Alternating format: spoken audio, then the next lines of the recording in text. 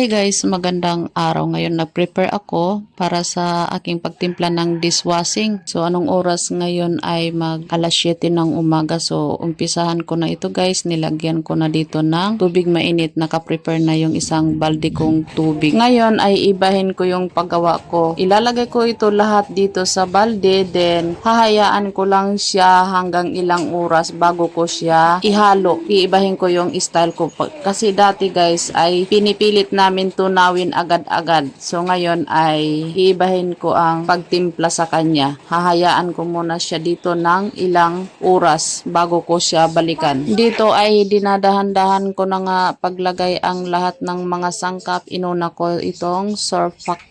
So binutasan ko lang yung plastic na maliit, then dinadahan-dahan ko pag buhos. At pagkatapos nito ay susunod naman yung asin. Hindi yung asin yung panimpla guys. Yung asin talaga ito para sa ating dishwashing. At pagkatapos nga natin ihalo dito yung surfactant ay isusunod din natin ang ating asin. Hindi itong asin na panimpla natin sa ating ulam. Asin ito para sa ating dishwashing. At pagkatapos naman natin ihalo ang asin ay isunod naman natin tong seng. Ayan, ibuhos mo lang sa bawat gilid. At isunod naman natin ang ating pangkulay. Kulay lemon nga pala itong napili ko dahil tuwing mag-order nga ako ay laging kalamansi. Kaya sinubukan ko naman itong lemon. At pagkatapos ng ilang oras ating babalikan para atin ang haluin. So ito na guys ang aking dishwashing. Oh, yan. Yung iniwan ko lang siya kanina. Ganito pala ang tamang gawin. O, diba? Kasi yung ginagawa ko sa nakaraan, guys, ay talagang ano, o, ganito na siya, guys. O, ganyan kalapot. Han! Tingnan mo dito, o. Yan. Hirap pag walang mag-ano eh. Brown out nga pala kami dito guys. So ngayon, kami lang ang mayroong kuryente dito. May multo sa likod ko oh. Oh, tingnan mo. Dishwashing ko. Yung kanina iniwan ko lang. Binabad ko. Ganito pala maganda gawin. Hayaan lang muna siya. Tapos after, ilang oras sa kasi tunawin. Ganito lang ito. Yan. Diba guys? So, ayan na guys ang aking final na dishwashing. Brown out sa amin dito guys sa Riverside.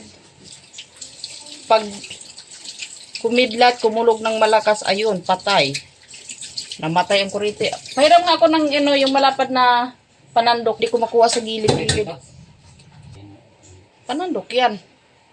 Diba tawag dito? Panandok, diba? Di ko kasi makuha yung sa gilid itimpla. Ayan. Kasi, hinihingi ko sa'yo panandok, bigyan mo ako kutsara. Hindi ko makuha yung pinaka, maganda pala ganon. Kasi yung dati guys, iba yung pagkagawa ko. So, ganito naman, ito nun, tabingin ng aking pagbibideo. So, yung pagkagawa ko nung nakaraan ay iba. Talagang pinipilit namin tunawin agad-agad. So, ganito pala. So, ngayon alam ko na.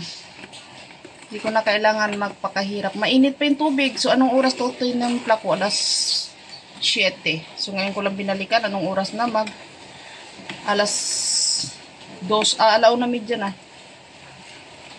So, gayon. Ang sobrang lapot. Ayan. Kami lang ang may kuryente nga pala dito guys dahil mayroon nga akong solar. So, ayan.